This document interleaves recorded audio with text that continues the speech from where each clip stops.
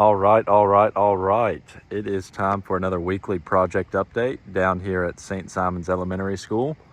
Starting things off like I usually do on the interior of the campus. You can see that we have gotten our last little bit of sidewalks poured that serve our bell tower. And you can see that we've got our concrete in place in preparation for our brick pavers to go in for our bell tower. Before we do our pavers, which is, we can consider that a finished product, we're going to go ahead and paint our exposed steel for the bell tower, put on our roofing, and put our bell up. Over here at the classrooms, you can see that we have wrapped up our storm drainage. Previously, we had concrete block, cinder block, CMU, with pea gravel in it. We changed that out to be a concrete flume, and you can see that that has been poured into place and is working quite well. You can see all the water from overnight coming off of the roof, all that condensation, and making its way towards those inlets. We also have our glass installed in our windows. We don't yet have our anodized aluminum trim, which would go around our mullions here and also at our sill flashing to make this look like a finished product, but that will be coming in the next couple days. The other thing that we've got going on site is that our yard inlets, we are cutting to grade. You can see that we've got our shavings from where we had a pipe roughed in at 2 foot above finished floor, and we've cut that back and installed our yard inlet on it. So that is what is going on the interior of the campus. Over the next couple weeks, we'll finish up our windows. We're going to start our finishes on our bell tower, and most excitingly, we will start our canopies that will extend from admin to gymnasium. Let's go take a look at our teacher dining area. All right, over at our teacher dining area, you can see that it looks drastically different. We've started our brick masonry veneer. I spent the better part of yesterday lugging brick back and forth from a supplier in town to make sure that these guys had enough brick to work today, which is Saturday, so that they could finish up. See, we have our air barrier in place. We've started our masonry. That masonry is going to extend up to a little bit above or a little bit below our eave elevation there, and then we'll install some metal framing and ephes. These guys probably have three days left of laying brick, and they have pretty well wrapped up the back of the house. What's going on, Ronnie? Hey, what are you doing here? It's Saturday, man. I know. These guys have pretty well wrapped up the masonry veneer for our teacher dining area, and now they're working on our cafeteria portion, and they only have a little bit left to go. All right, let's go see what's going on inside. All right, jumping towards the interior of the building, starting with the cafeteria. We know that we've had a big problem with our wood trusses here. Thankfully, that problem is now resolved. We have new trusses on order. They should be here Monday, with our roofers lined up to be here the day after to get started with their demolition efforts. First thing that will happen in that sequence of work is they're going to build platform scaffolding throughout this space, first to shore our overhead utilities, and then second to work off of as they do their demolition. They'll demolish 3 to 4 joists, really trusses at a time, taking off the roof and the trusses, setting in new, reinstalling roof decking, and then moving one more further down the line. That's our cafeteria. Really where we've made strides forward is in our classrooms. You can see here we've got all of our wall tile installed. That is our wall tile wainscot throughout the corridor. We have installed one of our door frames and its associated trim.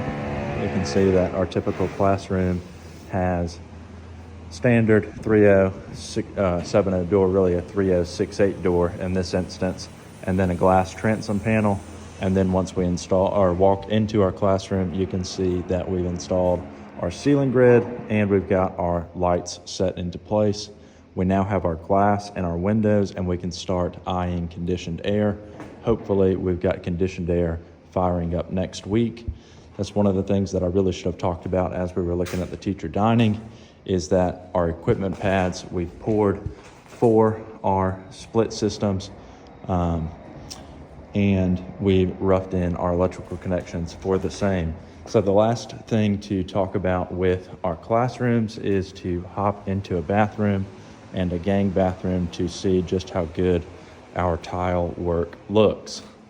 So this is 2 single toilets that serve in a corridor connecting between an admin space and classrooms. And you can see we've got all of our wall tile installed and our floor tile, but we have not grouted it in. We've set it in place with our thin set mortar, but if you look closely at it, you can see that you still have voids, and that will be filled in with epoxy grout next week when our tile setters come back on site.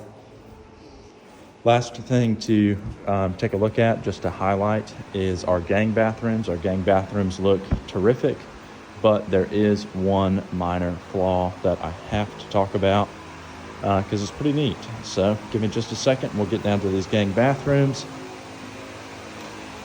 All right, here we are. This is the girls, and over here is the boys.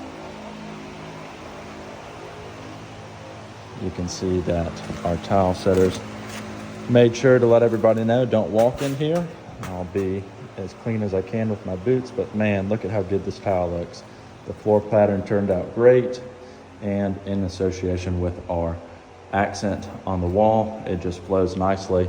Once we get some toilet partitions in here and some casework for our sinks, this room will really be popping. Now, problems. So with one defect that we're working through with our installation is that these grout lines are off-centered. And the reason for that is because this tile has been manufactured a 32nd larger than this one. And so as these guys started over, they must have started over in that corner, they kept straight, but slowly as they went tile after tile, their grout line got away from them. So we are gonna have to pull off these 2 tiles, if not these 4 tiles, and reset them, but such is construction. Oh well, we will fix it. So that's what's going on the interior of the campus. Last thing that I'm going to talk about is over on the front of the house, where we've got our rough carpentry ongoing for our canopies. All right, the last thing to talk about here is our rough carpentry for our canopies. You can see that these guys are working on that now. First thing that they're going to do is they're going to take peel and stick flashing. They'll put it on this beam right here to have a bond separator between that and the wood. Then they'll take a 2x4, put that in on those runners, install a 2x8 that is cut so it has a peak in the middle. They'll install all those joists, for lack of better words, and then they will put some plywood decking on it. That might get wrapped up this weekend. Probably won't. Probably will take 2-3 weekends of work, but no big deal. Not necessarily a critical path item, but it is very important as we sit here and talk about our schedule, because we only have 4 weeks left. Today is June 29th, and that means that we really only have 4 good working weeks left to finish. Last thing just to show in this weekly update is that our windows are looking mighty good, and we have our electrical rough in and our equipment pad for that mechanical system that we were talking about on the interior of the classroom. So next week, our mechanic will come in here, he'll set his equipment into place. Our electrician will go from his disconnect into those pieces of equipment, we'll fire it up, and we'll have conditioned air. All right, that's what's going on down at St. Simon's. We'll see you next week.